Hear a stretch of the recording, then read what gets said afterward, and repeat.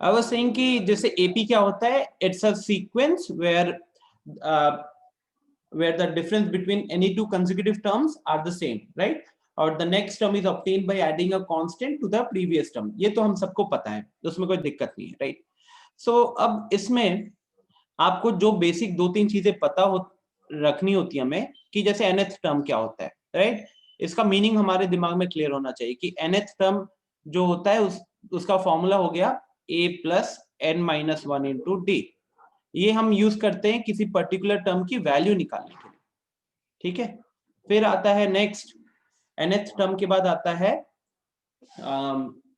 अच्छा, ये इसके बारे में भी अगर एक छोटा सा डिस्कशन कर ले तो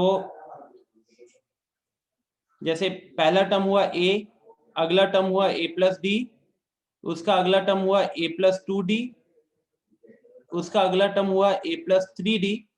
ऐसे चलते चलते ही अगर हम किसी टर्म पे जाए nth टर्म पे, तब वहां पे वो आता है a plus n minus one into D, ठीक है? तब वो आता है a plus n minus one into D. तो ये जो फॉर्मूला है, it is from the start, right? ये कहने के लिए it is from the start. आप लोगों ने ये भी पढ़ा होगा कि फ्रॉम द लास्ट अगर आए तो फिर क्या होता है, from the last nth term का फॉर्मूला क्या होता है, तो वो भी एक बार देख लेते हैं। अगर मैं लास्ट टर्म की बात करूंगा इस, ठीक है, तो आपको मिलेगा L। देखो, इसी सीक्वेंस को पलट देंगे, इसी सीक्वेंस को अगर हम पलट देते हैं, ठीक है, अगर इसकी बात करूं तो हेयर फर्स्ट टर्म जो होता है वो हो गया हमारा A, ठीक है? फर्स्ट टर्म हो गया हमारा A एंड कॉमन डिफरेंस हो गया हमारा D, ठीक है?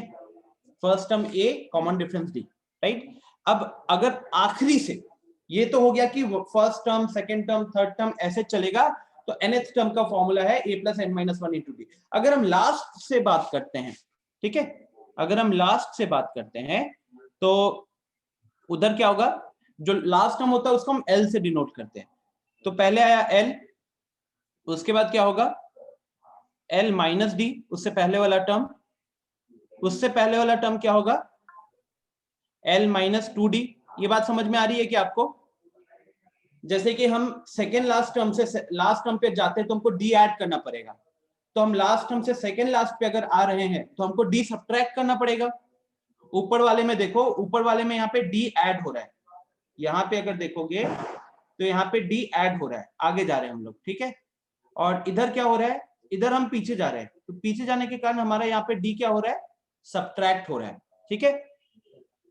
तो इस हिसाब से ये भी क्या बनेगा, this is also an AP. ये सीक्वेंस भी एक एपी की तरह ही काम करेगा, जहां पे अगर आप देखोगे तो फर्स्ट टर्म हमारा हो गया ए, अब फर्स्ट टर्म ए नहीं है यहाँ पे, फर्स्ट टर्म हो गया एल, और हमारा जो कॉमन डिफरेंस है, हमारा जो कॉमन डिफरेंस है वो हो जाएगा माइनस डी। फर्स्ट टर्म है एल और कॉमन डिफरेंस है माइनस डी, ठीक है? अब जब कॉमन डिफरेंस यहाँ पे हमको माइनस डी मिल गया, तो अब अगर हम यहां से nth term from the and का बात करें, nth term from the and की बात करें अगर, तो उसको हम लिखेंगे, मान लो कुछ अलग नाम से दे देते हैं, tn।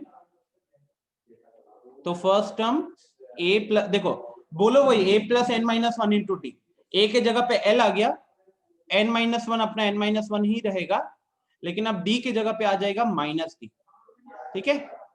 d के जगह पे आ जाएगा माइनस डी, बस इतना ही इसमें अंतर होने वाला है। क्लियर है गाइस? इतना ही इसमें अंतर रहेगा, ठीक है? This is the formula for nth term from the and. अगर जरूरत पड़ा तो ये लॉजिक, मान लो अगर आप फॉर्मूला भूल भी जाते हो तो बस ये ऑर्डर याद रखो कि एकदम आखिरी वाला जो टर्म होगा वो L होगा, उसके बाद वाला जो होगा वो L माइनस डी होगा, उसके बाद वाला L माइनस टू डी होगा, इस तरीके से। तो ये जो सीक्वेंस मैंने लिखा है, this is from the end, हाँ, this is from the end, आखिरी से, ठीक है? ये हो गई दूसरी चीज। नेक्स्ट चीज की बात करें अगर,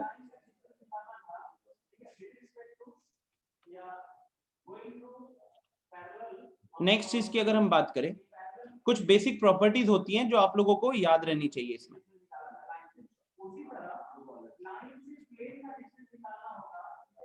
सबसे पहले प्रॉपर्टी, ये सब तो आपने पढ़ रखा होगा कि अगर एक गिवन एपी है तो उसमें अगर हर टर्म में हम एक कांस्टेंट ऐड कर रहे हैं तो गिवन सीक्वेंस भी एपी रहेगा। अगर एक ऑलरेडी एपी है और अगर हम सारे टर्म्स में कांस्टेंट ऐड करें तो जो नया सीक्वेंस आएगा वो भी एपी रहेगा। ये सब प्रॉपर्टीज तो आपको पता है। जो एक दो इंपॉर्टेंट प्रॉपर्टीज है जो लोग मिस आउट कर जाते हैं वो डिस्कस कर लेते हैं। तो सबसे पहले सम of terms equidistant, sum of terms equidistant from the start and the end are equal,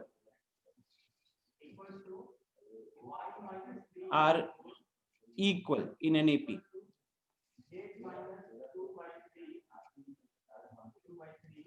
जैसे A1, A2, A3, अगर इस तरीके से ये सीक्वेंस चल रहा है और इसके बाद आ रहा है A of n-2, A of n-1, AN, तो मैं कह रहा हूं कि आप स्टार्टिंग से और आखिरी से, ठीक है, जो कंसेक्यूटिव मतलब इक्विडिस्टेंट टर्म्स को उठाओगे ना तो उनका जो एडिशन होगा,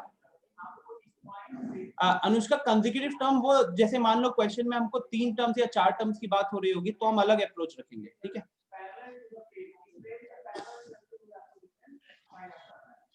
ठीक है, बट अभी मैं क्या कह रहा हूं कि इक्विडिस्टेंट टर्म्स की बात कर रहा हूं, कंसेक्यूटिव टर्म्स की बात नहीं कर रहा हूं।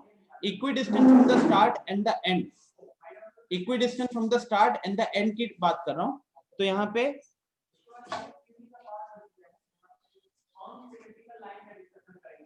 पहला टर्म है A1, जैसे यहां पे बात करूं अगर मैं, पहला टर्म है A1, आखिरी टर्म है AN, ठीक है। सेकेंड टर्म है A2, सेकेंड लास्ट टर्म है A of n-1। इन दोनों का जो एडिशन होगा ना वो इक्वल होगा, इन दोनों का जो एडिशन होगा वो इक्वल होगा, बिकॉज ये इक्विडिस्टेंट टर्म्स है। पहला टर्म फ्रॉम द बिगिनिंग, पहला टर्म फ्रॉम द एंड, तो A1 plus AN। Second term from the beginning, second term from the end, तो A2 plus A of n-1। Similarly, third term from the beginning, which is A3, and third term from the end, पीछे से third term कौन सा है, A of n-2।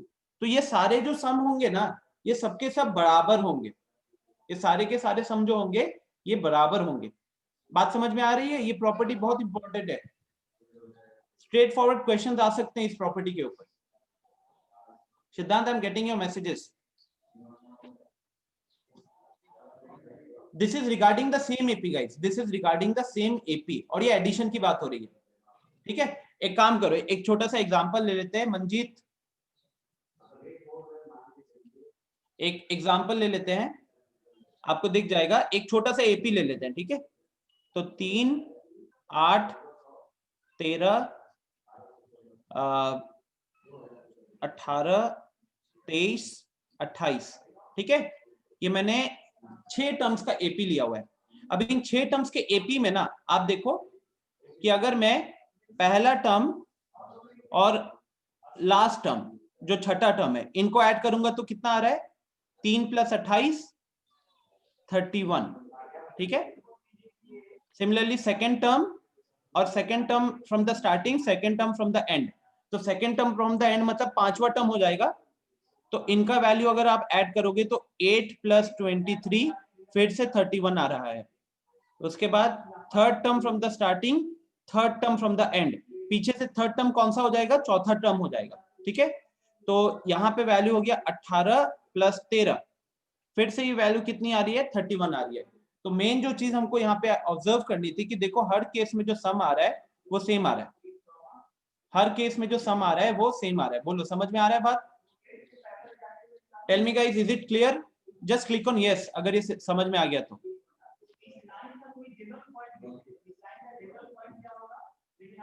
Adarsh D की तो बात ही नहीं कर रहे अभी यहाँ पे। डी इज ऑलवेज इक्वल कहाँ पे है? डी का बात नहीं हो रहा है, एडिशन हो रहा है टर्म्स का, सब्ट्रैक्शन नहीं हो रहा है। Everyone just click on yes अगर ये समझ में आ गया तो, छोटा सा कॉन्सेप्ट। सर एपी में तो thank you for your response. हाँ क्या बोल रहे हो? सर अगर एपी अगर 5 टर्म का हुआ तब? 5 टर्म का हुआ तो उस केस में आप क्या करोगे? इक्विडिस्टेंट टर्म्स का ही तो बात कर रहे हैं ना। मान लो कि मैं इसी का वो केस ले लेता हूं, 3, 8, 13, 18, 23, ठीक है। अब यहाँ पे अगर आप इक्विडिस्टेंट टर्म लोगे तो A1 पहला टर्म और पांचवा टर्म हो जाएगा। पहला स्टार्टिंग से, पांचवा लास्ट पे है, तो यहाँ पे सम आ गया 26। अगर मैं दूसरा फ्रॉम स्टार्टिंग दूसरा फ्रॉम एंड लूंगा तो दूसरा टर्म और चौथा टर्म आएगा, इसका एडिशन 8 + 18 फिर से 26।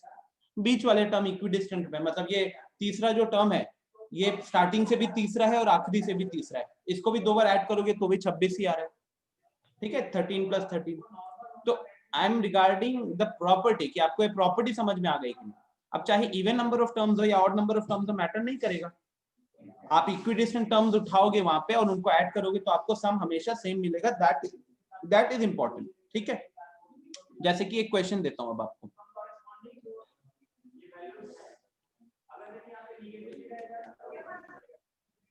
ठीक है, इसी प्रॉपर्टी के ऊपर एक छोटा सा क्वेश्चन देता हूं। सब कोई ट्राई करो, सोचो इस प्रॉपर्टी को कैसे यूज करना है। सिद्धांत ये सब बात हम लोग बाद में करें, अभी इस प्रॉपर्टी के ऊपर क्वेश्चंस पे ध्यान दो। तो now the question is find the sum of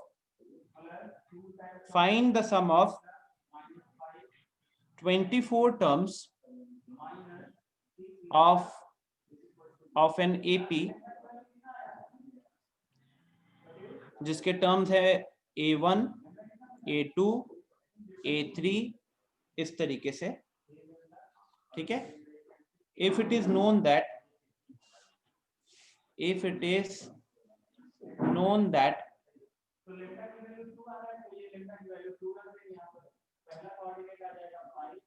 A1 plus A5 plus A10 plus A15 plus A24, इसका सम दिया हुआ है 224, सॉरी 225, ठीक है। तो क्वेश्चन में क्या दिया है, हमने पूछा गया 24 टर्म्स का एपी बताइए, 24 टर्म्स का सम बताना है एक एपी का, जिसके टर्म्स है A1, A2, A3 इस तरीके से। और इसमें हमको एक लौता इन्फॉर्मेशन दिया गया है कि A1 plus A5 plus A10 plus A15 plus A24, मतलब पहला टर्म प्लस पांचवा टर्म प्लस 10वां टर्म प्लस 15वां टर्म प्लस 24वां टर्म का जो एडिशन है वो 225 है। सॉल्व करो।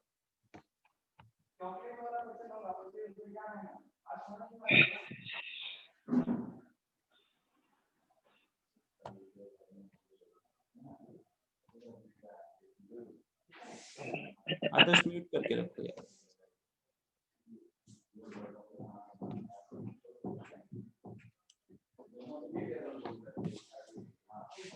पिछली वाली जो प्रॉपर्टी थी ना उसी पे सिंपली बेस्ड है, आइडेंटिफाई कर लोगे ना प्रॉपर्टी कैसे लगानी है, बस काम खत्म है।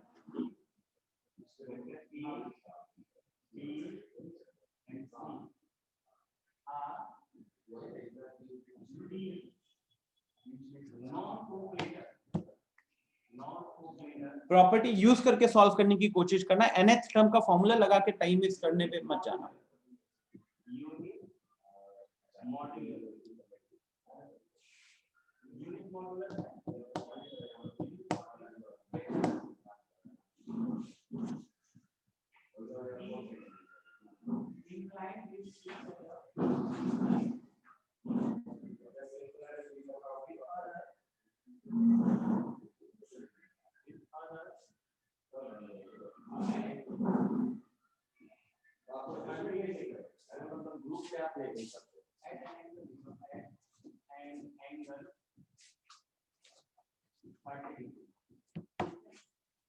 Then the volume of tetrahedron,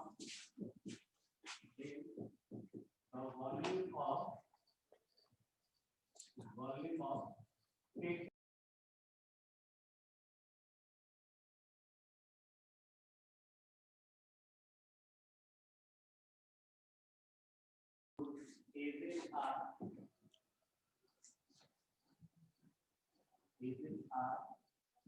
So Abhishek Kumar has got the answer.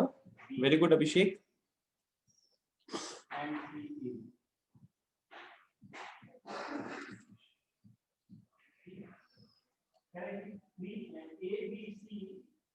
तीन जो है वो कोई non coplanar unit modular vectors है, ठीक है। और साथ ही साथ यह है कि वो सभी वेक्टर्स, बाकी लोग ट्राई कीजिए जल्दी। अभिषेक ने सॉल्व कर दिया है। आपको उस टेट्राहेड्रॉन का वॉल्यूम निकालना है जिसके ये ए बी सी क्या हो, एजे। चलिए फाइंड आउट कीजिए।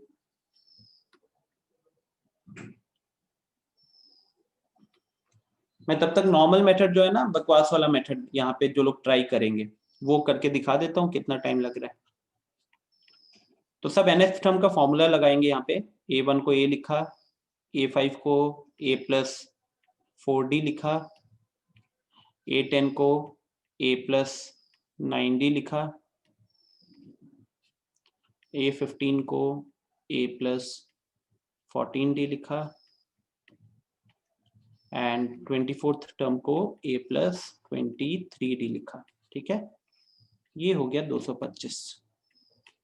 अब इनको जब हम ऐड कर रहे हैं तो a जो दिख रहा है वो 5 बार आया तो 5a हो गया उसका, और d को देखोगे तो 4 प्लस 9 13, 13 प्लस 14 27, 27 प्लस 23 50, 50d, ये हो गया 225। ठीक है, अब यहाँ से 5 कैंसिल करेंगे हम दोनों जगहों पे, तो a प्लस मतलब कहने के लिए 5 कॉमन आ जाएगा, तो a प्लस कितना आ रहा है,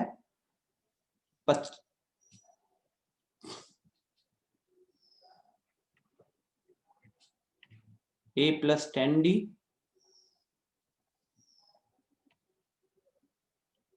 हाँ सिद्धांत सही है, दीक्षा सही है, दिव्यांशु सही है। ठीक है, अब ये हुआ 225।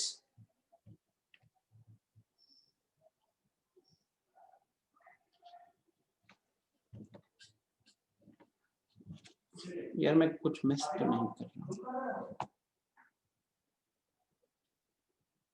अब गाइस एक बात बताना, मैंने थोड़ा सा ना क्वेश्चन गलत लिखा है, क्वेश्चन थोड़ा सा गलत लिखा है, तो एक बार मुझे ये बताओ,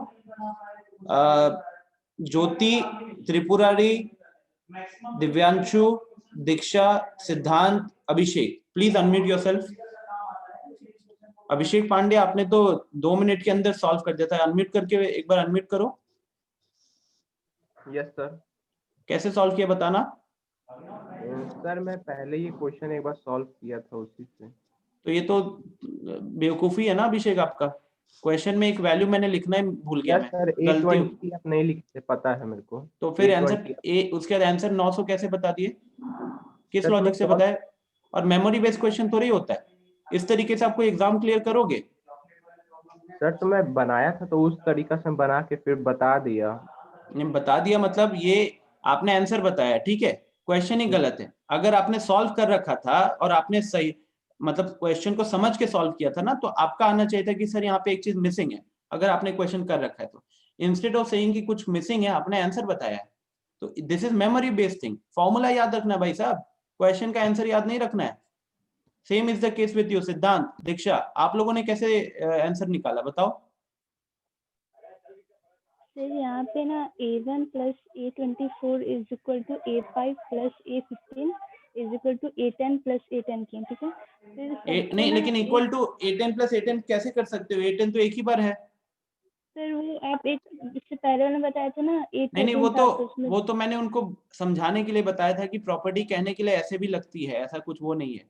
बट सॉल्व करने के लिए आप A10 को तो आपने 2 बार इंट्रोड्यूस कर लिया, एक बार एक्स्ट्रा डाल लिया। त्रिपुरारी आप बताओ, त्रिपुरारी आपने कैसे आंसर निकाला 900।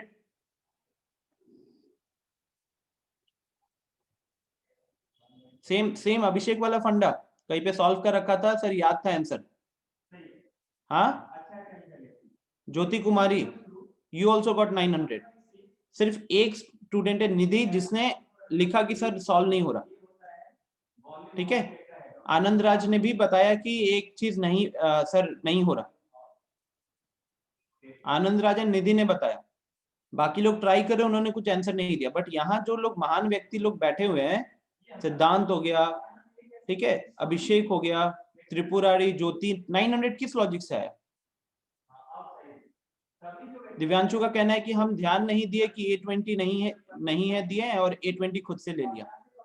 ये भाई ये सब मेमोरी बेस्ड चीज चल रही है। आप लोग कोई एग्जाम नहीं क्लियर कर पाओगे ऐसे, कोई एग्जाम नहीं। इससे बोर्ड्स क्लियर होता है रट्टा मार के, वो भी बोर्ड्स में 90 नहीं आते हैं, 70 आते हैं इसके चक्कर में।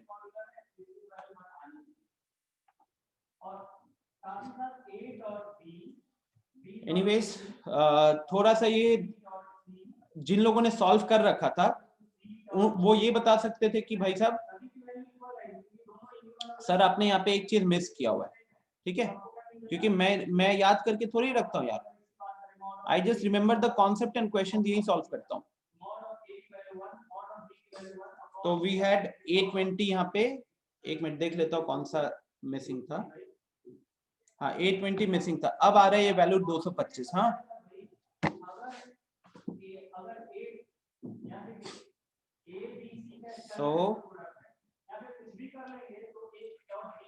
ऐसे मत करो यार, मेमोरी बेस्ड चीज मत करो, एकदम फायदा नहीं है। ऑफलाइन में क्या करोगे, एक वैल्यू घुमा दूंगा, फिर यहाँ पे A20 भी लिख रहे हैं, A+19D। आपको यही समझना पड़ेगा ना कि अगर हम बेसिक चीज ही यूज करते तो ये लगा अपना, मतलब हम A+ND वाला कॉन्सेप्ट लगाए। अब यहाँ पे A जो है वो 6 बार दिख रहा है, तो 6A बन गया। और D को देखोगे तो D कितने बार आ रहा है, तो 4 + 9 13, यहाँ तो कितना 40 हो ही गया था, सॉरी 13 + 14 27 50, 50 + 13 27 50 69, राइट? तो 69D, this is equal to 225। अब यहाँ पे हम 69 और 6 में से 3 कॉमन ले सकते हैं, तो 3 कॉमन लिया तो ब्रैकेट में आया 2A + 23D is equal to 225। फिर ये यहाँ पे ऐसे कैंसिल करोगे तो आपको यहाँ पे मिलेगा,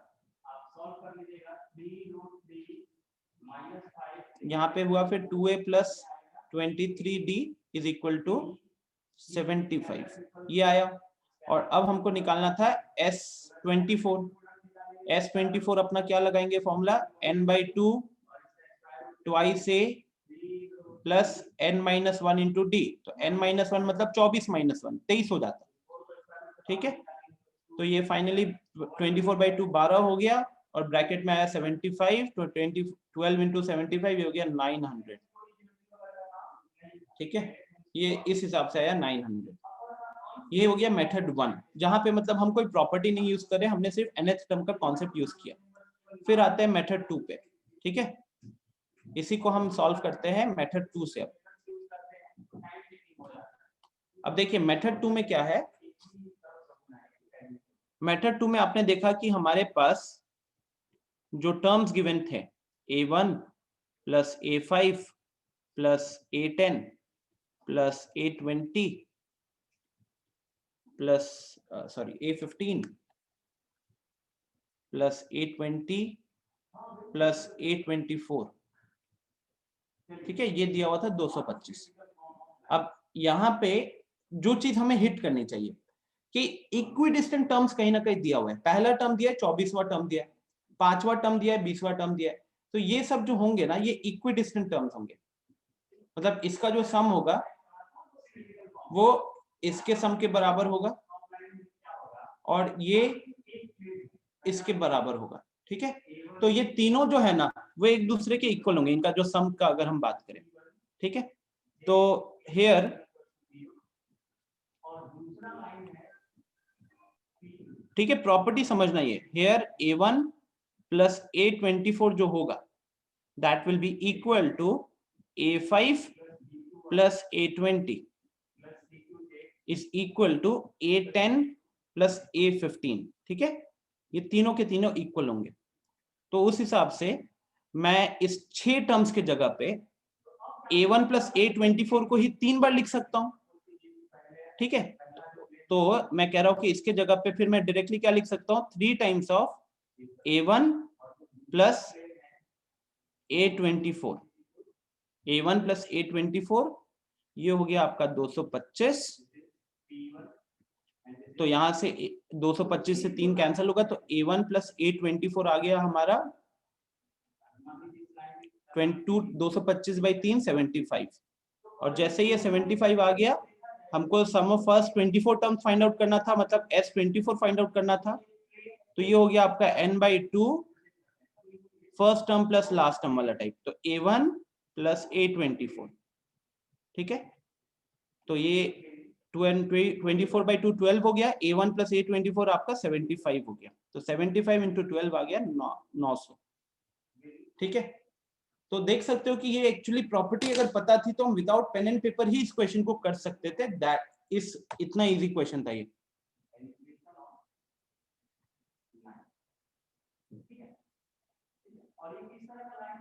आकाश आंसर 900 ही है। 3 टाइम्स दिव्या, देखो 3 पेयर बन रहे हैं ना, A1 प्लस A24 का एक पेयर, A5 प्लस A20 का दूसरा पेयर, और A10 प्लस A15 का तीसरा पेयर। तो इस 3 पेयर का समेशन जब करोगे तो 3 इंटू 1 पेयर लिखने से ही हो जाएगा। आदर्श का क्वेश्चन है कि सर अगर A20 नहीं रहता तो सॉल्व नहीं हो पाता क्या? आदर्श नहीं हो पाता, वो दिख गया था, वो सॉल्व नहीं हो रहा था। ठीक है,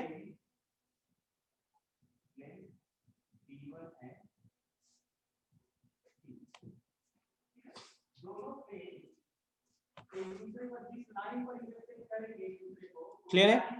तो मेथड 2 से ये सॉल्व हुआ। आप देख सकते हो कि मेथड 1 में क्या किया हमने, मेथड 1 में हमने nth टर्म का फॉर्मूला एक्सपैंड किया, एडिशंस किया, फिर कैंसिलेशन किया। मेथड 2 में जैसे ही हमको प्रॉपर्टी पता थी, तो प्रॉपर्टी के कारण हमें वो इक्विडिस्टेंट टर्म साथ ही साथ दिख गए, पेयर बन गया, तो बहुत जल्दी इक्वेशन सॉल्व हो जाता। ठीक है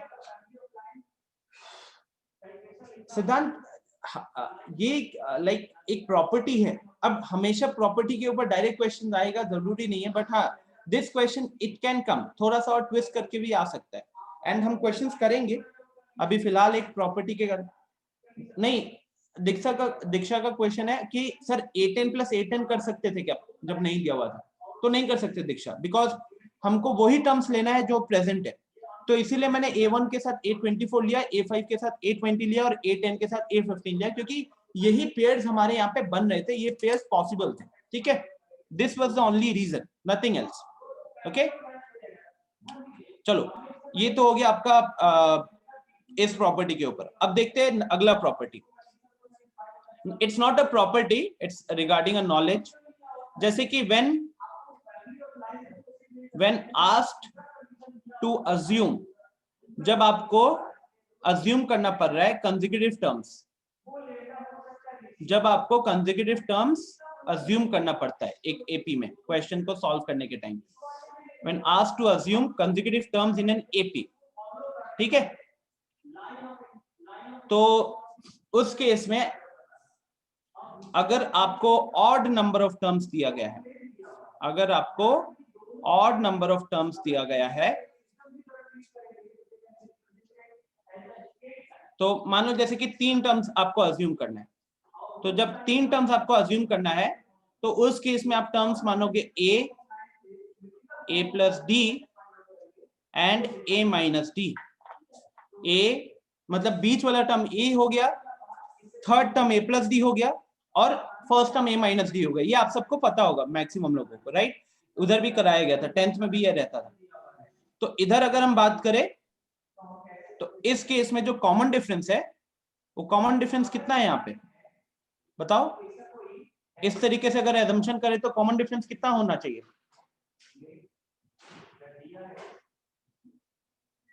डी ही होगा। डी ही होगा, राइट?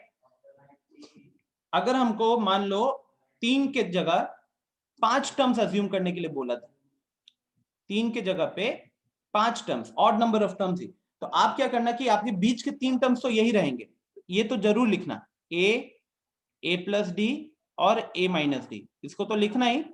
अब इसके आगे एक और टर्म लिख देना, और यहाँ इसके पीछे एक और टर्म, मतलब पहला टर्म फिक्स करना है अभी आपको, और लास्ट वाला टर्म फिक्स करना है। तो a प्लस डी के बाद जो अगला टर्म आएगा वो कौन सा आएगा एपी में फॉलो करने के लिए?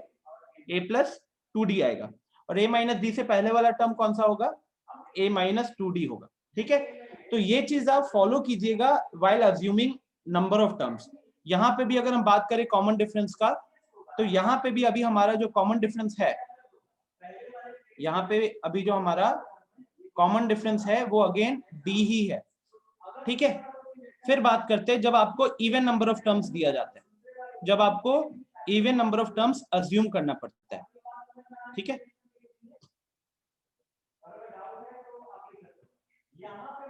जब आपको even number of terms assume करने के लिए दिया जाता है,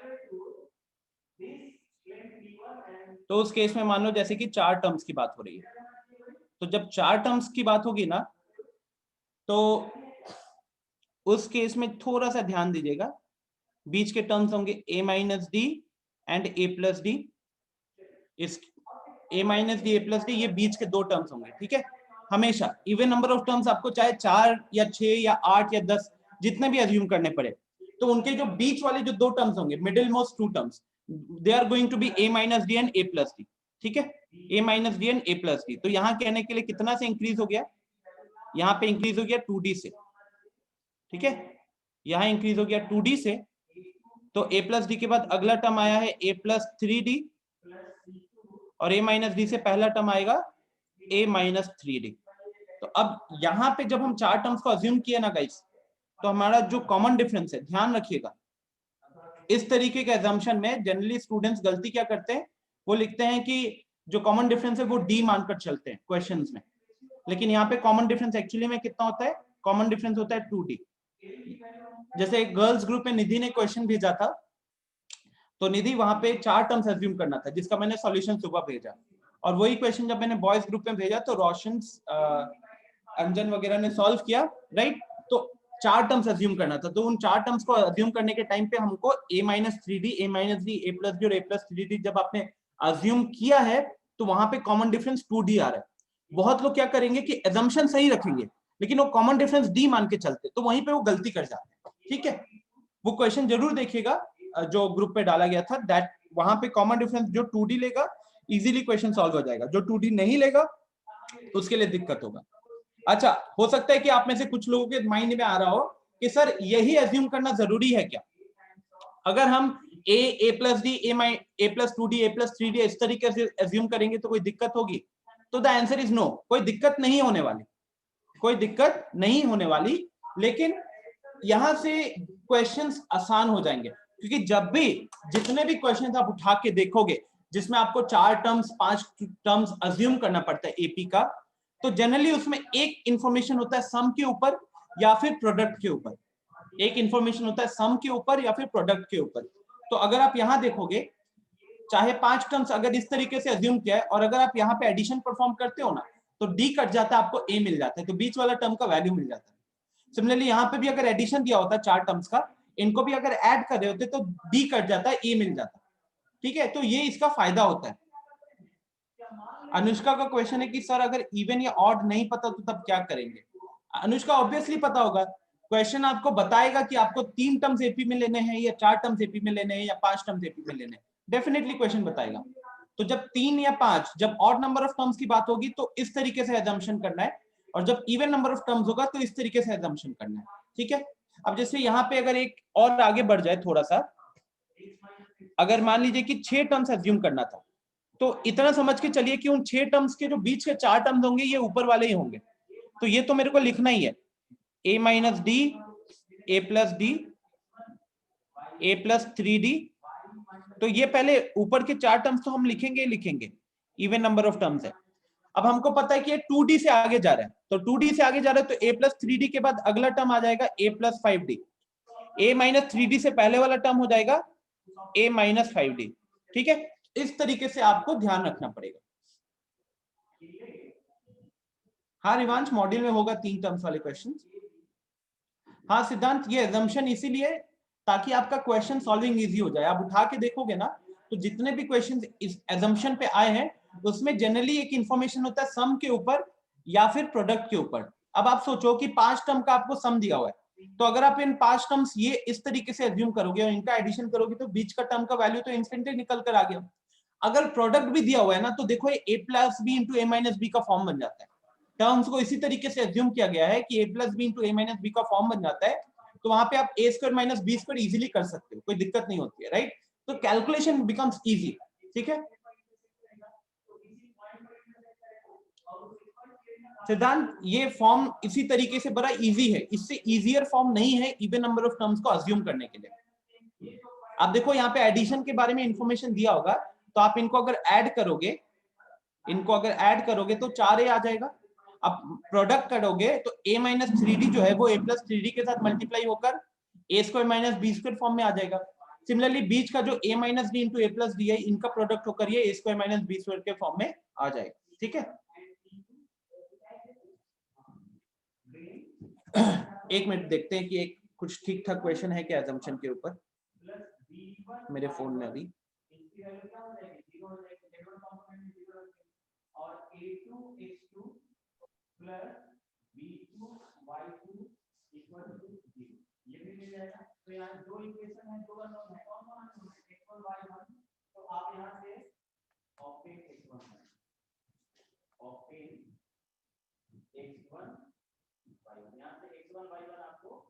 अच्छा नहीं है, ओके चलो assumption के ऊपर अभी मेरे पास यहाँ पे क्वेश्चंस नहीं है, नो प्रॉब्लम। यार वोट पर्सनली जितने लोग खड़े हैं ना, मेरे को सारे चोर लगते हैं सच बोलो तो। प्लस मेरा vote like I am born and brought up in Guwahati, तो यहाँ पे मैं वोट नहीं दे सकता, ठीक है। बाकी सारे 99%, 99.99% नेता चोर होते हैं, उनको कोई फायदा नहीं है, उनको कोई लेना देना नहीं है भाई हमारे फायदा से।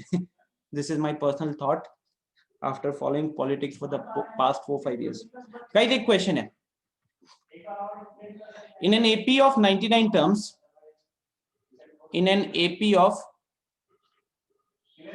99 terms, ठीक है, the sum of odd number terms, the sum of odd, अच्छा क्वेश्चन है गाइस, मतलब it's not a difficult question, slightly tricky।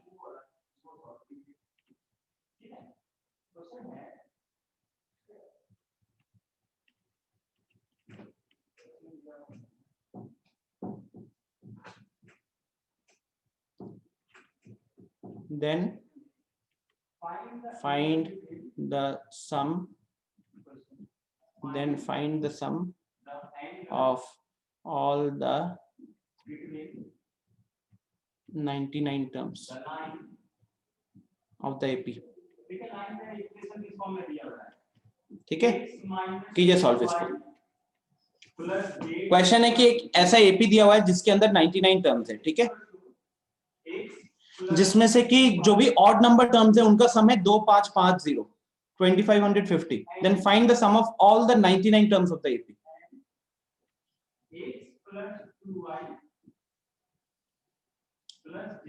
आनंद कुमार देखो, वोट की चीज अगर मैं बोलूं ऑनेस्टली, तो जो सिलेक्शन होता है ना नेता लोगों का, वो पढ़े लिखे लोगों के वोट के बेसिस पे नहीं होता, वो अनपढ़ लोगों के वोट के बेसिस पे होता है, या फिर जो लोग बहुत ज्यादा मैनिपुलेट कर लेते हैं। Clear, right. शिवम ने लिखा है Indian democracy is the game of choosing best from the worst. सारे के सारे बकवास लोग खड़े हैं, किसी को कोई लेना देना नहीं है कि आपको और मेरे को क्या फायदा हो रहा है।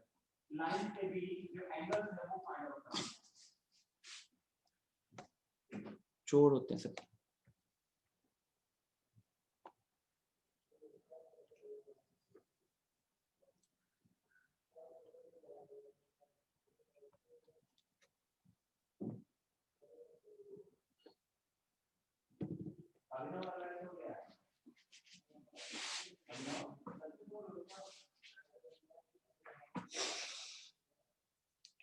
ट्राई कीजिए क्वेश्चन, सिर्फ 2 मिनट का क्वेश्चन है, अगर आप ठीक से सोचोगे तो।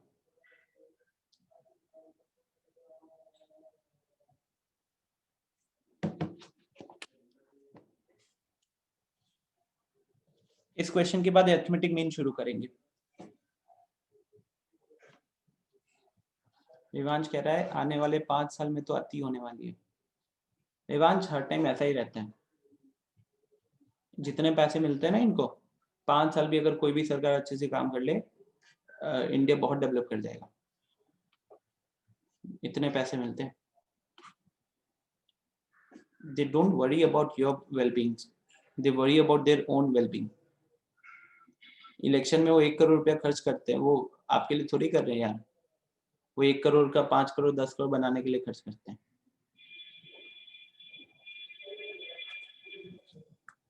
So Nidhi has come up with the answer. निधि थोड़ी सी गलती है आंसर में, चेक कीजिएगा।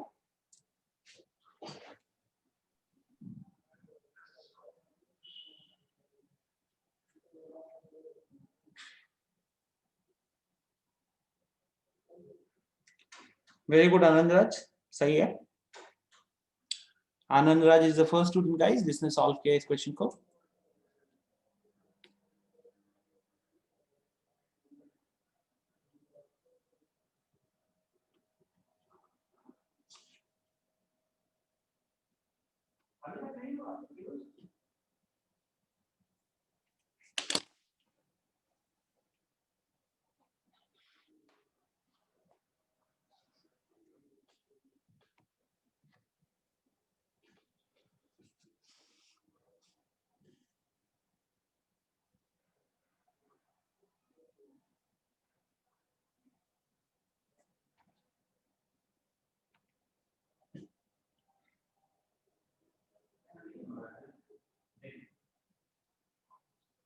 ये पहले इस लाइन के बारे में देखिए, ये पहला प्लेन है, ये दूसरा प्लेन है, ठीक है।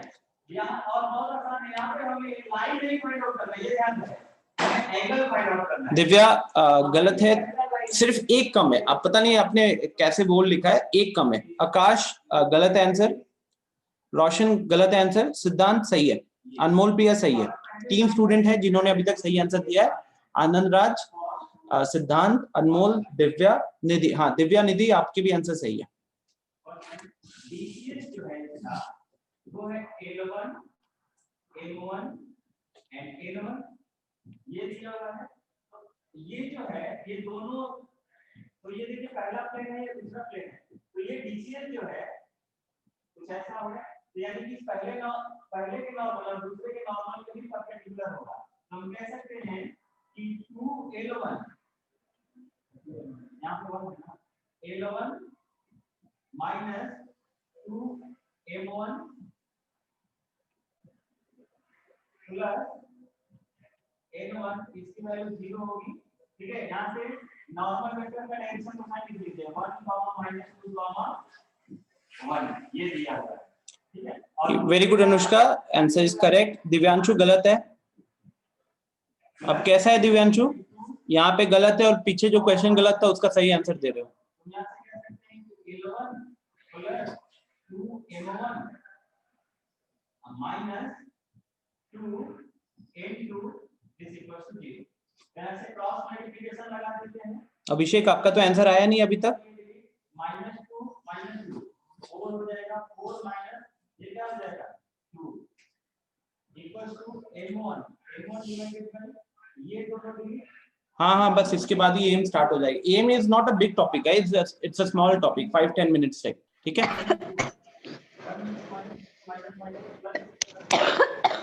निधि,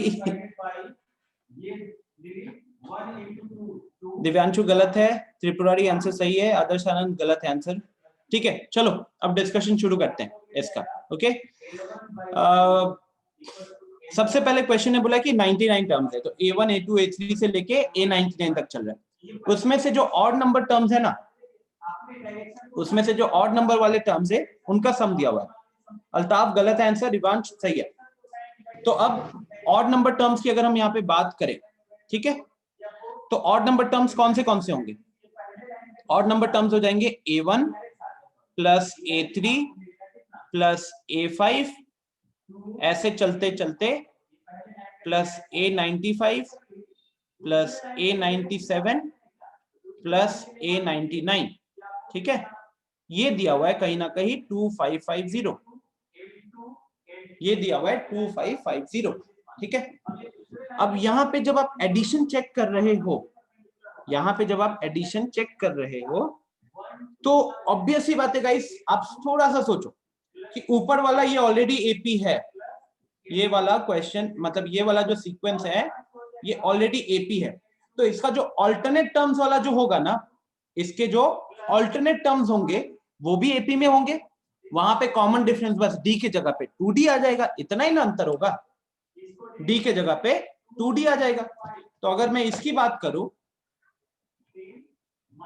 इसकी बात करूं तो ये भी एक एपी है जिसका विद कॉमन डिफरेंस, अगर इस एपी का कॉमन डिफरेंस अगर हम लोग इस एपी का कॉमन डिफरेंस अगर हम डी लिखते हैं तो इसका जो कॉमन डिफरेंस होगा वो 2d हो जाएगा, बस इतना ही अंतर होगा। बोलो ये पार्ट समझ में आ रहा है क्या एवरीवन? बोलिए ये समझ में आ रहा है आपको? यस और नो गाइस?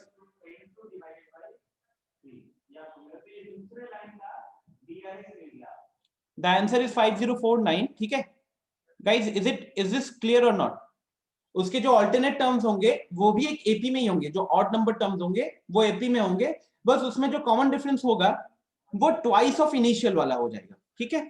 तो उस हिसाब से अगर हम इसका सम के बारे में सोचे, उस हिसाब से अगर हम इसके सम के बारे में सोचे तो A1 से लेके A99 ऑड नंबर्स, तो 50 ऑड नंबर्स हैं, तो 50/2 सम कर रहे हैं ना, एक एपी का सम कर रहे हैं, तो n/2 first term plus last term, n/2 first term plus last term is equal to 2550, ठीक है। अब यहाँ पे हम कैंसलेशंस पे ध्यान दें तो ये 2 इसको कैंसिल किया 25 और फिर ये 25 इसको फर्दर कैंसिल करेगा तो ये आ जाएगा 102, तो उस हिसाब से हमारा यहाँ पे A1 plus A99 first term plus 99th term का वैल्यू आ गया 102, ठीक है। First term plus 99th term का वैल्यू आ गया 102। 102 आने के बाद हमको चाहिए सम, पूरा 99 टर्म्स का समेशन निकालना है हमको, तो पूरे 99 टर्म्स का जो समेशन होगा S99, तो वो तो हमारा 99/2 into first term plus last term, right, A1 plus A99, तो 99/2 into first term plus last term मतलब 102 मल्टीप्लीकेशन, ठीक है। तो ये हो गया आपका 51, तो 99 इंटू 51 करना है बेसिकली। इसका मल्टीप्लीकेशन अगर कोई करना चाहता है ना तो ये अप्रोच रखे 51 इंटू 100 माइनस 1, क्योंकि 99 को 100 माइनस 1 लिख सकते हो, तो 51 इंटू 100 माइनस 1 मतलब 5100 में से 51 माइनस करना है, तो आपका आ जाएगा वो 5049, ठीक है, आ जाएगा 5049। बोलो कहीं पे कोई दिक्कत हो रहा है या समझ में आ गया? If it is clear click on yes, कहीं पे नहीं समझ में आया तो बताइए। सिद्धांत 2 क्वेश्चंस के आसपास 1 से 2 क्वेश्चन रहता है सीक्वेंस एंड सीरीज से, ठीक है।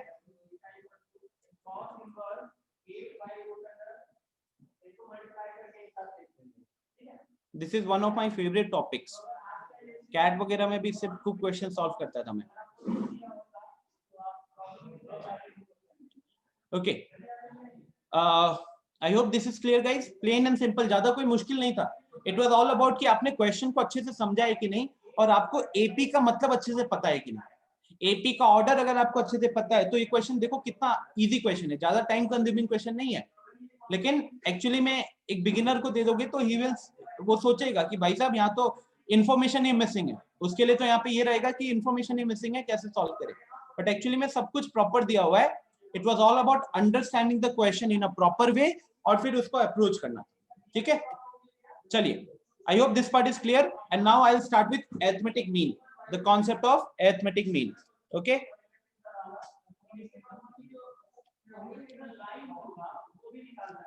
The concept of arithmetic mean. सो यहाँ पे अगर आप देखो अरिथमेटिक मीन को हम एवरेज भी बोलते हैं, कहीं ना कहीं अरिथमेटिक मीन को ऐसे हम एवरेज भी बोलते हैं। हाँ निधि उस प्रॉपर्टी से भी कर सकते हैं। तो सबसे पहले अरिथमेटिक मीन एम, शॉर्ट में एम बोलते हैं, arithmetic mean of k numbers, arithmetic mean of k numbers a1 a2 a3 dot dot dot till ak, in k numbers का अगर मेरे को अरिथमेटिक मीन निकालना है, और ध्यान दो मैं सिर्फ arithmetic mean of k numbers की बात कर रहा हूं, मैं ये नहीं कह रहा हूं कि ये गिवन नंबर्स AP में है। तो किसी भी, जैसे ये k नंबर्स अगर आपको दिया हुआ है और अगर आपको इसका एवरेज निकालने के लिए पूछा गया है तो आप क्या बोलोगे बताइए? इन k नंबर्स का अगर आपको अरिथमेटिक मीन निकालने के लिए दिया गया या एवरेज निकालने के लिए दिया गया है तो उस केस में आप क्या करते हो बताओ? Sk by k। हाँ, सबका एडिशन कर देंगे, राइट? तो एक तरीके से a1 प्लस a2, इस तरीके से सारे टर्म्स का एडिशन करते हैं हम, और फिर हम जितना नंबर ऑफ टर्म्स का एडिशन किया उतना वैल्यू से ये कर देते हैं, k से डिवाइड कर देते हैं, तो ये हमारा एवरेज आ जाता है, right? And this is true चाहे वो नंबर्स जो है a1 a2 a3 चाहे वो AP में हो या ना हो, राइट? चाहे वो AP में हो या ना हो। अब बात करते हैं AM के AP के रेस्पेक्ट में इसका यूज कैसे आया, ठीक है?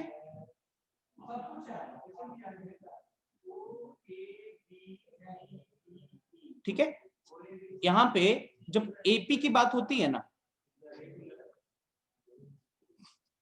अब देखो ये AP से कैसे रिलेट होता है यहां से, if B is the AM of, if B is the AM of two numbers A and C, ठीक है, तो उस केस में ABC जो होता है, अच्छा इनफैक्ट अगर मैं बोलूं कि B जो है वो A और C का AM है, तो उस हिसाब से आप B का वैल्यू क्या लिखोगे? आप लिखोगे A प्लस C/2 लिखोगे, राइट? क्रॉस मल्टीप्लाई करेंगे तो 2B कितना आ जाएगा?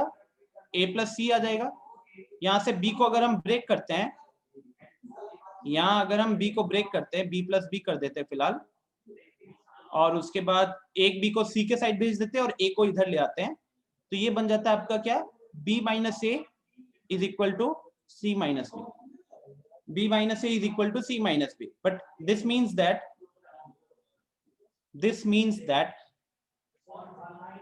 ABC उस हिसाब से फिर किस में आ गया? ABC are in AP, right? क्योंकि ABC अगर AP में होगा गाइस तो कॉमन डिफरेंस निकालोगे तो B minus A परफॉर्म करोगे या फिर C minus B परफॉर्म करोगे।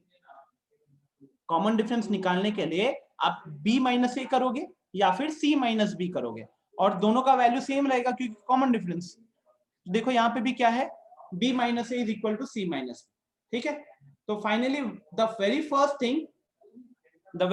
Thing which you need to keep in mind is कि अगर B दो नंबर्स का अरिथमेटिक मीन होता है, अगर B दो नंबर्स A और C का अरिथमेटिक मीन होता है, तो उस केस में ABC जो होंगे वो एक AP में होंगे, ABC जो होंगे वो एक AP में होंगे, ठीक है? फिर नेक्स्ट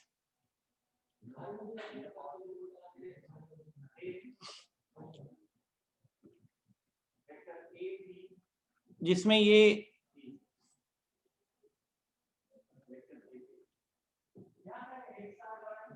अब जो मेन पार्ट आपका जहां से क्वेश्चन आता है वो आता है insertion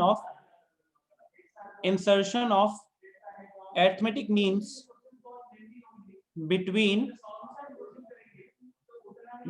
two numbers A and C, ठीक है? between two numbers A and B लिख लेते हैं।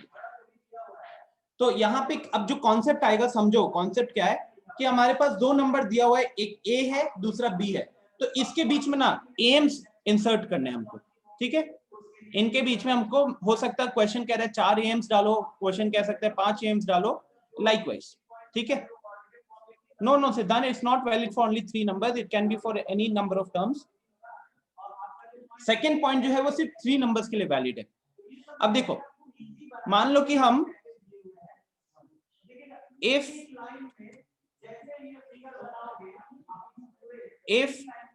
n values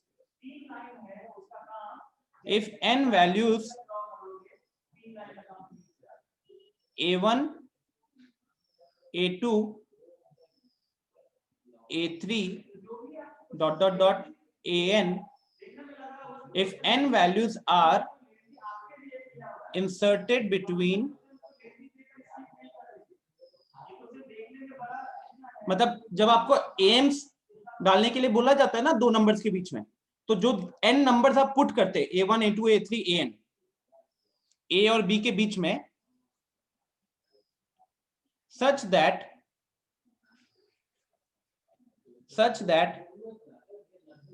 a1 a2 a3 an b, अगर आपने इस तरीके से a और b के बीच में ये n वैल्यूज अरेंज किए such that स्मॉल a और स्मॉल b, ये जो लास्ट के 2 टर्म्स है इनके बीच में ये सारे टर्म्स, ये एक सीक्वेंस जो है ना, दिस इज इन AP, तो उस केस में देन a1 a2 इन सबको हम बोलते हैं AIIMS,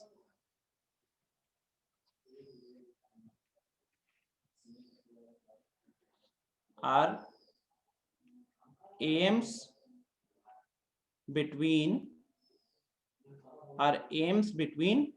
small a and small b, ठीक है।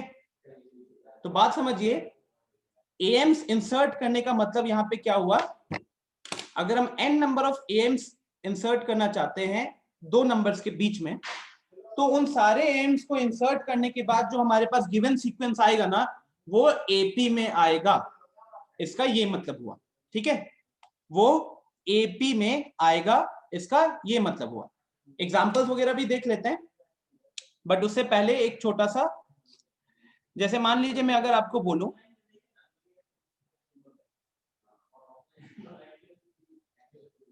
एक छोटा सा अगर एग्जांपल ले, तो इंसर्ट 4 AMs, ठीक है, या फिर अभी सिंपल सा लेते हैं, मान लो इंसर्ट 3 AMs बिटवीन 5 and 13, ठीक है, इंसर्ट 3 AMs बिटवीन 5 and 13।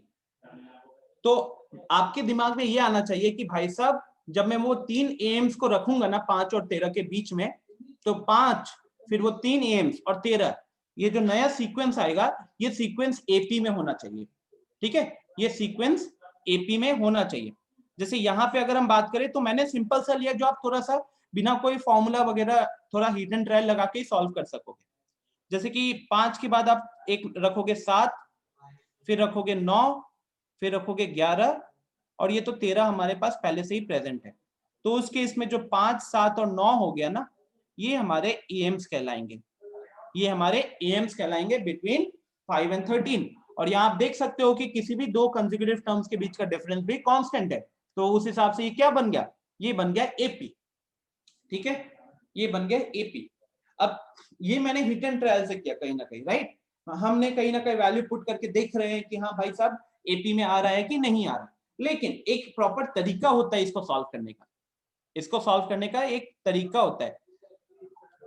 हमने देखो, एम्स इंसर्ट करने का मतलब क्या हुआ, आपको 2 नंबर डाला हुआ है क्वेश्चन में, जैसे 5 और 13, 2 नंबर ऑलरेडी दिया हुआ था, क्वेश्चन कह रहा है कि इनके बीच में 3 एम्स फिट कीजिए, इनके बीच में 3 एम्स फिट कीजिए।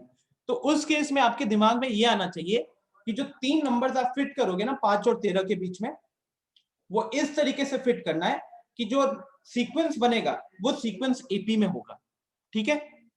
जो 3 नंबर्स आप फिट करोगे 5 और 13 के बीच में, वो इस तरीके से आपको फिट करना है कि जो गिवन सीक्वेंस आएगा वो सीक्वेंस एपी में होगा, ठीक है।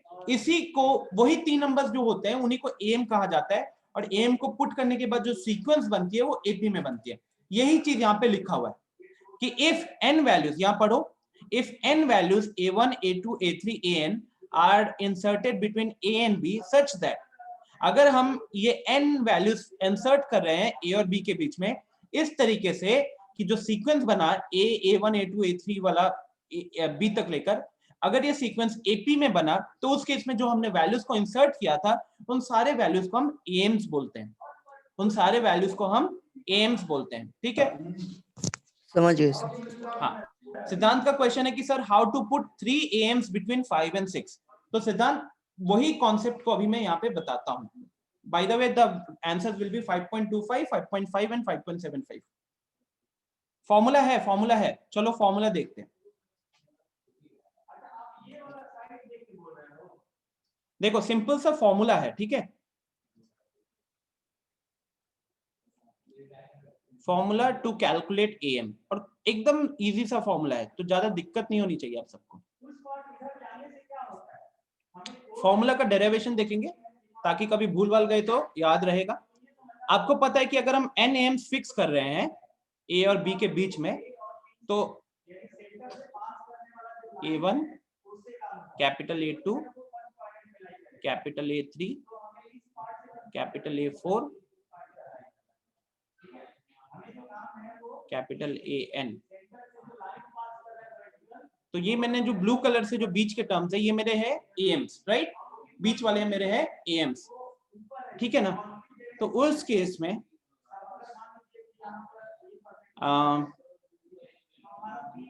अगर ये एपी में है गाइस, तो बताओ इसके कितने नंबर ऑफ टर्म्स है।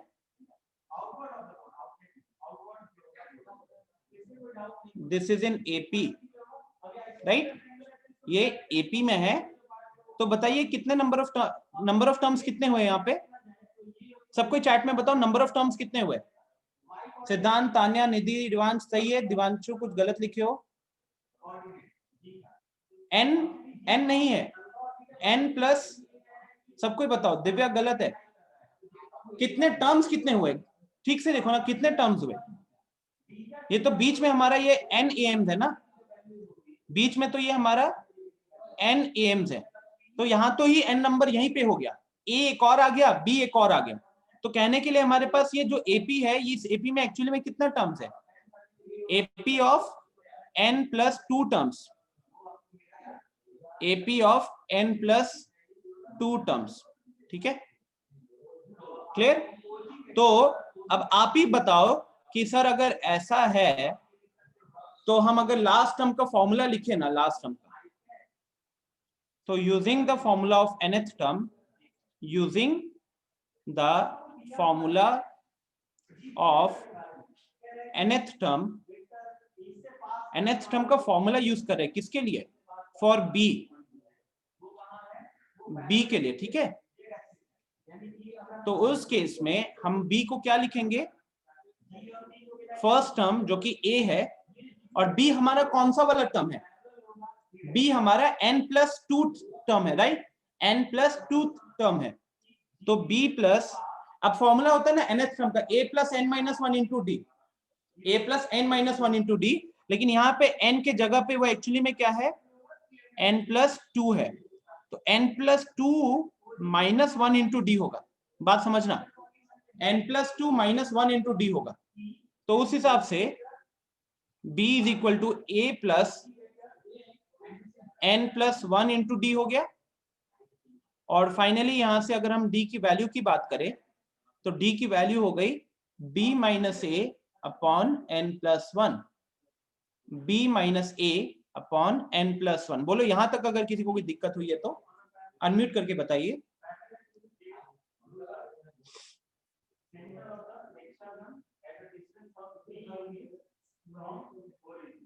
Siddhant, no. If you are trying to put AMs between two numbers, you need to know the value of those two numbers. If you don't know the value of those two numbers, you cannot put the AMs, ना, ठीक है? Guys, is this clear? Please have a look. क्या ये चीज समझ में आया आपको? लास्ट टर्म हमारा b था, पहला टर्म हमारा स्मॉल a है, और जो हमारा लास्ट टर्म है वो एक्चुअली में n+2 टर्म है। तो n-1 इंटू डी का जो फॉर्मूला लगता है nth टर्म वाले में, तो n की जगह पे n+2 आ गया। ठीक है, तो उस हिसाब से d की वैल्यू निकाला हमने, तो d का वैल्यू आया है, हाईलाइट करने के लिए और कुछ नहीं अंशु, वो n+2 लिखा हूं इसीलिए क्योंकि जो हमारा b है ना, जो इसकी अगर बात करोगे तो this is which term, this is actually n plus second term, मतलब जो भी ये टर्म होगा, राइट। मान लो कि बीच में हमको 10 एम्स फिट करना था, तो a हमारा पहला टर्म हो गया, उसके बाद 10 टर्म्स आ रहे हैं, उसके बाद b आ रहा है, तो उस केस में b हमारा 12वां टर्म हो जाएगा ना। तो n अगर 10 है तो n+2 हमारा 12वां टर्म हो गया। ठीक है, 12वां टर्म हो गया, तो इसीलिए n+2 लिखा हुआ है। आप सोचो ना, nth टर्म का फॉर्मूला, nth टर्म जब हम an बात करते हैं तो an की जब बात करते हैं तो हम n-1 लिखते हैं, तो जब हम b की बात करें तो वो मेरा n+2 टर्म है ना, तो n की जगह पे इसीलिए n+2 लिखा गया है। ठीक है, तो अब देखो, जब ये चीज आपको समझ में आया, हाँ बोलिए। सर ये फॉर्मूला में जो n पुट करेंगे हम लोग, हाँ सर वो जितना नंबर पुट कर मतलब इंसर्ट करना रहेगा वही। एग्जैक्टली, जितना एम्स हमको पुट करना होगा उतना, वो n। ठीक है, यस। चलिए, तो अब देखो, जैसे ही मेरे को d का वैल्यू पता चल गया, अब पहला am का वैल्यू बता सकते हो क्या? पहला am हमारा क्या होगा? फर्स्ट am हमारा है a1, फर्स्ट am है हमारा a1। अब देखो कि a1 का वैल्यू कितना होगा, ठीक से देखो, a1 जो हमारा फर्स्ट am है ना, वो एक्चुअली में ap का सेकंड टर्म है। जो हमारा फर्स्ट am है वो एक्चुअली में सेकंड टर्म ऑफ ap है। तो उस हिसाब से हमको क्या लिखना चाहिए? उस हिसाब से हमको सेकंड टर्म को लिखना चाहिए a प्लस डी। ठीक है, मतलब a प्लस डी का वैल्यू लिखोगे तो b माइनस ए अपॉन n+1 हो जाएगा, b माइनस ए अपॉन n+1 हो जाएगा। ठीक है, सिमिलरली सेकंड am की बात करोगे तो ऊपर चलते एक बार जल्दी से, सेकंड टर्म देखो, सेकंड am की अगर बात करेंगे तो सेकंड am हमारा a2 हो गया, लेकिन ये जो a2 है ये इस ap का कौन सा वाला टर्म है? तीसरा टर्म है। तो अगर यही हम सेकंड am की बात करेंगे तो सेकंड am हमारा a2 है, बट एक्चुअली में this is third term of ap है। हम वो जो ऊपर ap का सीक्वेंस है उसका थर्ड टर्म है, तो उस हिसाब से ये क्या बनेगा? a+2d बनेगा। तो a तो अपना पहला टर्म है, 2 रहा, और d का वैल्यू हमने ऊपर कैलकुलेट किया हुआ है b माइनस ए अपॉन n+1। ठीक है, तो दिस इज हाउ, इस तरीके से आप एम्स की वैल्यू कैलकुलेट करोगे। ठीक है, इस तरीके से आप एम्स की वैल्यू कैलकुलेट करोगे। तो इसी तरीके से मान लो हमको nth एम की बात की जा रही थी, nth एम की बात की जा रही थी, तो वो an होगा, बट एक्चुअली में वो यहाँ पे n+1th टर्म होगा, राइट, n+1th टर्म होगा। तो वहां पे हम लिखेंगे a प्लस nd। ठीक है, तो ये उस हिसाब से हमारा बन जाएगा a plus n into b minus A upon n+1, b minus A upon n+1। ठीक है, तो अब ये फॉर्मूला अगर आप ये वाला याद रख लेते हो, ये वाला फॉर्मूला अगर आप याद रख पाते हो तो वेल एंड गुड, लेकिन अगर याद नहीं भी रह पाता है तो आप इस सीक्वेंस को याद कर लीजिए। बस डी का वैल्यू अगर निकल गया तब तो कोई बात ही नहीं है, डेरिवेशन दिमाग में रखो तो फॉर्मूला याद करने की जरूरत नहीं पड़ेगी, क्योंकि इसका डेरिवेशन भी कोई ऐसा मुश्किल सा डेरिवेशन नहीं है। ठीक है, क्लियर है गाइस? तो इसी पे एक छोटा सा क्वेश्चन देता हूं आपको। अभी जैसे कि उसने पूछा है, सिद्धांत ने क्वेश्चन पूछा था 3 am, सिद्धांत ने पूछा है 3 AMs इंसर्ट।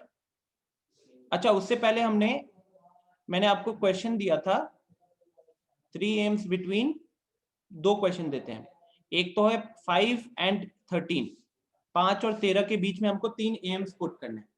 तो ये आप समझ सकते हो कि मैंने 7, 9, 11 कैसे बोला। मैंने यहाँ पे सबसे पहले डी कैलकुलेट कर लिया, तो डी का फॉर्मूला क्या है चेक करो, बॉक्स बनाया हुआ है। डी का फॉर्मूला है बी माइनस ए अपॉन एन प्लस 1, तो बी हो गया हमारा यहाँ पे 13, ए हो गया हमारा 5, तो 13 minus 5 upon n plus 1। N हो गया कितना एम्स फिट करे, हम 3 एम्स फिट करें तो एन प्लस 1 हमारा 4 हो जाएगा, ठीक है। तो ऊपर 13 माइनस 5 8 हो गया, 8 बाई 4 2, ठीक है। तो 5 तो हमारा है, ठीक है।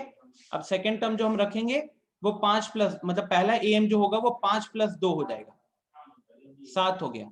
ये हमारा 7 प्लस 2 9 हो जाएगा, और ये हमारा 9 प्लस 2 11 हो जाएगा। तो इस तरीके से मैंने वो कैलकुलेट कर लिया था, ठीक है, इस तरीके से कैलकुलेट कर लिया था। वो क्वेश्चन सिद्धांत हम करेंगे, ठीक है। सिमिलरली सिद्धांत ने जो मेरे को क्वेश्चन पूछा कि सर 2 एम्स को इंसर्ट कीजिए बिटवीन 5 एंड 6, चलो जल्दी से बताओ और अभी क्लास को एंड करेंगे। 5 से 6 के बीच में 3 एम्स को इंसर्ट करना है, जल्दी करो। 3 Ms between 5 and 6, 3 Ms between 5 and 6, hurry up. D का वैल्यू बताओ क्या आएगा, बी माइनस ए अपॉन एन प्लस 1 होता है, तो बताओ डी का वैल्यू कितना आएगा।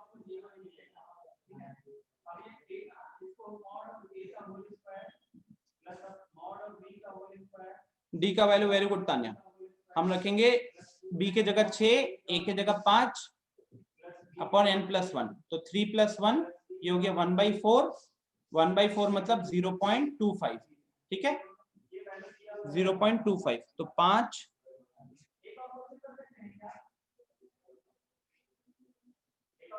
ठीक है। 5 से 6 के बीच में हमको 3 एम्स फिट करना था, तो अब ये डी का वैल्यू जैसे निकल गया तो ये हो जाता 5 प्लस 0.25, तो हो गया 5.25।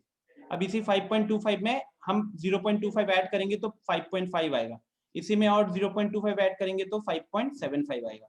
देख सकते हो ना, प्रॉपर एपी में है सब, राइट।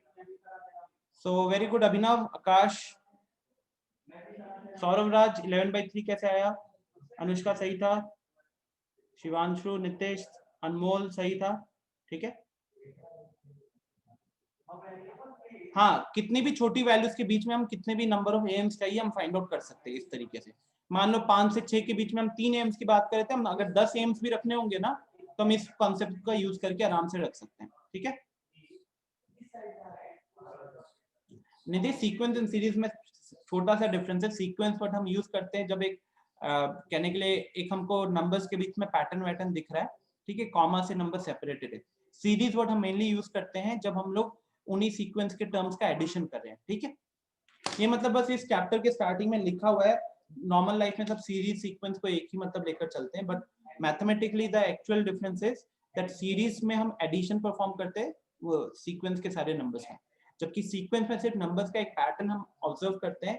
nth टर्म का फॉर्मूला लिख सकते हो कहीं ना कहीं, और नंबर्स के बीच में कॉमा रहता है, ठीक है।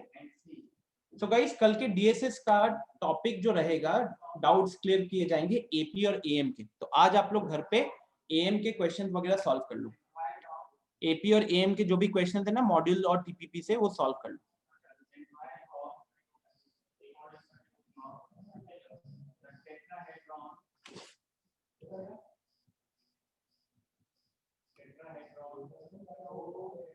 So for tomorrow's DSS,